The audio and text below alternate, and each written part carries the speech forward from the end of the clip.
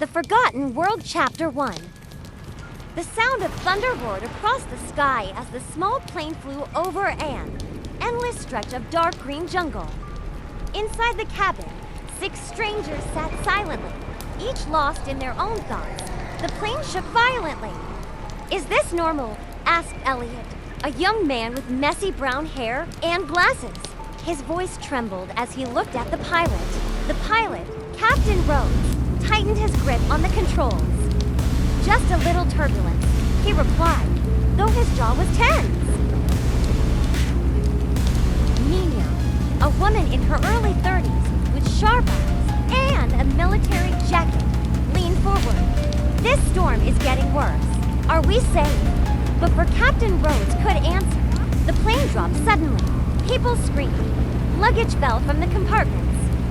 The storm outside was now furious, with lightning flashing every few seconds. "We're going down!"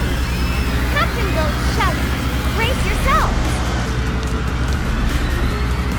When Elliot opened his eyes, everything hurt.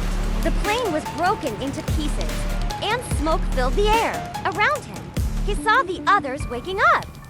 He coughed and unbuckled his seatbelt. Nina stood first, her military boots crunching on broken glass. She looked around and quickly began pulling people from the wreckage. "Everyone, move away from the plane. It could catch fire." A middle-aged woman named Marla, who wore a red scarf, limped toward her. What happened? Where are we?" "I don't know," Nina replied. A tall man in a white jacket, Derek, was helping Captain Rhodes, who had a bloody forehead. "Is the radio working?" Derek asked. Rhodes shook his head weakly. "It's destroyed. No way to call for help."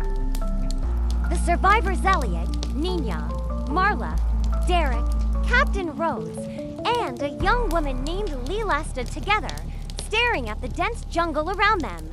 The sun was setting, and the air was humid and heavy. Strange sounds echoed in the distance. "We need to make a camp," Nina said firmly. "It'll get dark soon." Elliot looked at her nervously. "Do you think there are animals out there?" Nina didn't answer. Instead, she opened her tactical backpack and pulled out a small knife.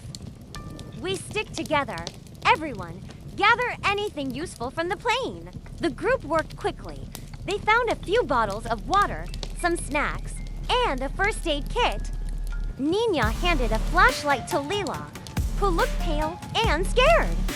"We'll make it through this," Nina said softly, trying to reassure her. But inside, she felt the weight of responsibility. She was used to danger, but leading strangers in the unknown was a different kind of pressure. As the group sat around a small fire, Marla noticed something strange. "Look," she said, pointing to a tree nearby. The bark was carved with strange symbols, circles, lines, and what looked like a handprint. Derek frowned. "What is that? It looks ancient." Nina walked over and touched the markings. They were smooth, as if made with precision. "Someone was here before us," she said. "But who?" Elliot asked, his voice shaking. "And are they still here?"